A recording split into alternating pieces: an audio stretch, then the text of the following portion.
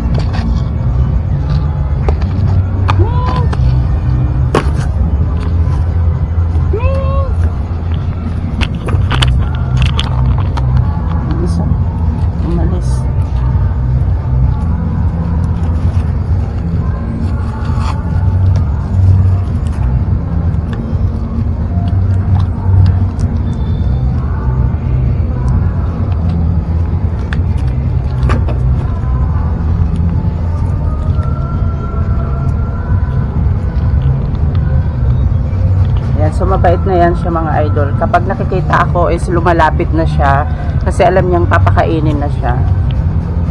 Yan, mabait yan siya mga lodi.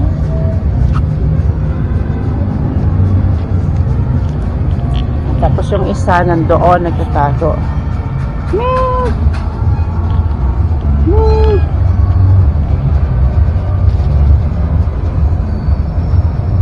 Ayan, mahiyain yan siya, mailap, ayaw magpahawak. So, hinatid na lang natin dyan, kakainin yan mamaya.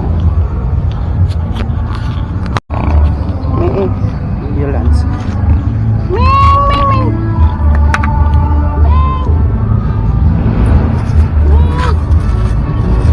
Sa ilalim siya ng ambulance.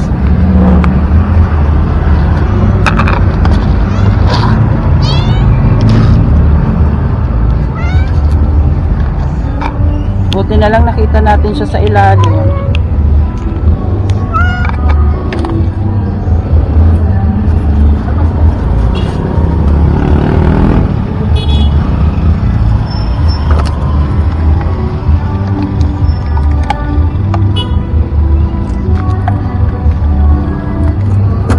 Kasi yung ibang mga pusa dito mga idol, makikita mo talaga sila sa ilalim ng mga sasakyan. Kagaya nito, nasa ilalim siya ng ambulance.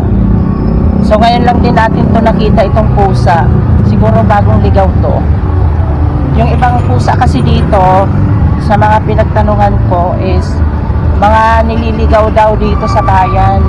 Yung ibang pusa. So ito panibagong pusa na naman yan. So ngayon ko lang siya nakita. Siguro niligaw na naman yan siya dito. Yan, buti na lang nakita natin sa ilalim. Ayan siya, oh. Babae pa naman. Kumakain na siya, guys. So, iwanan na natin siya mga idol. So, yan. Hanap pa tayo ng iba. So, yan. Nakita ulit tayong pusa.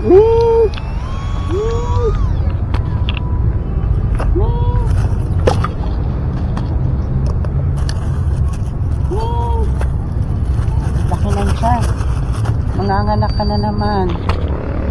Yan, bagong pusa na naman.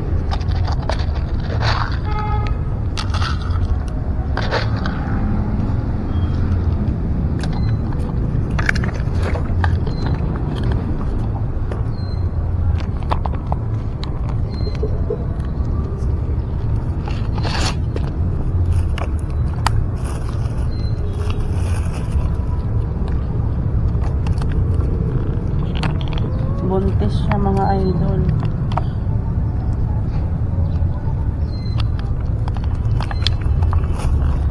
So, ayan, buntis siya. So, yung magiging anak na naman ito ay magiging stray cat na naman.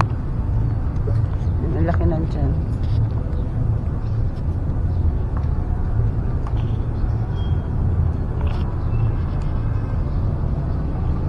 So, ayan, nandito lang siya sa kalsada, sa gilid ng kalsada. So hirap na siya tumayo, so nakaupo na lang siya. So laki na siya. So yun, iwanan na natin siya mga idol.